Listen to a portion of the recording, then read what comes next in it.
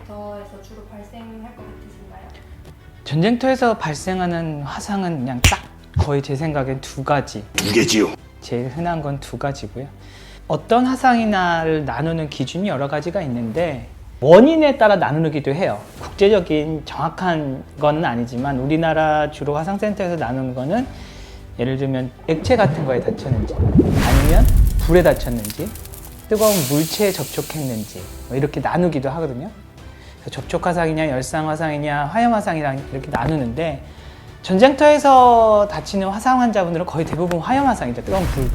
예를 들면 폭발에 의해서 불이 나고 그 불이 직접적으로 화상을 입히기도 하고 옷에 불이 붙어서 그것 때문에 불이 나서 화형 화상을 입는 경우가 제일 많을 것 같고, 또 하나 두 번째는 제가 얼마 전에도 학회에서 발표했지만 생각보다 화상보다 동상이 되게 많습니다. 겨울철에. 그래서 동상의 역사는 거의 전쟁이랑 똑같이 같다라고 이제 얘기를 하는데, 근데 겨울철에 이제 알프스 산맥을 넘어가지고 로마를 침공한 그 엄청난 사람이 있었는데 그때부터 이제 동상이 계속 생겼죠. 6.25 때도 아마 얼어 죽으신 분들이 더 많다고 제가 들었습니다. 주로는 제 생각에 화염 화상 혹은 동상, 이 전쟁터에서는 제일 많을 것 같습니다. 그러면 전쟁터에서 화상 대처법도 혹시 현대 시대에 일어나는 그런 화상 응급 처치법이랑 동일한 건가요? 동일하죠. 전쟁에서 다쳤든 집에서 다쳤든 캠핑장에서 다쳤든 동일한데, 이제 중요한 거는 제 생각에는 그걸 할 수 있는 환경인가. 예를 들면 우리가 전쟁 중에 좀 불이 났는데 나는 이제 좀 옆에 가서 물로 식히겠습니다 이러면 아마 안 되겠죠.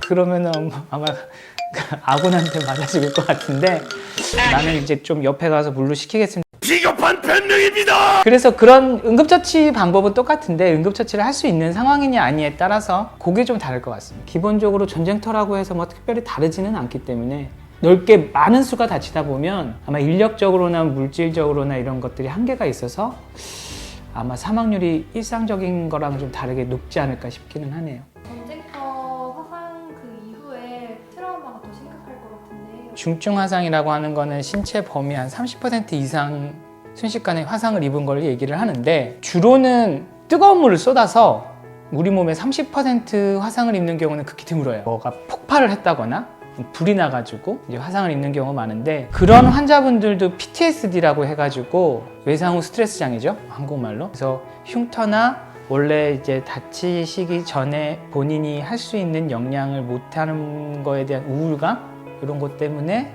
극단적인 선택을 하는 경우도 경험한 적은 있습니다. 근데 전쟁에서 다쳤다 그러면 조금 더 큰 사건이니까 더더욱 그런 일들이 더 많이 발생하지 않을까 싶기는 하네요.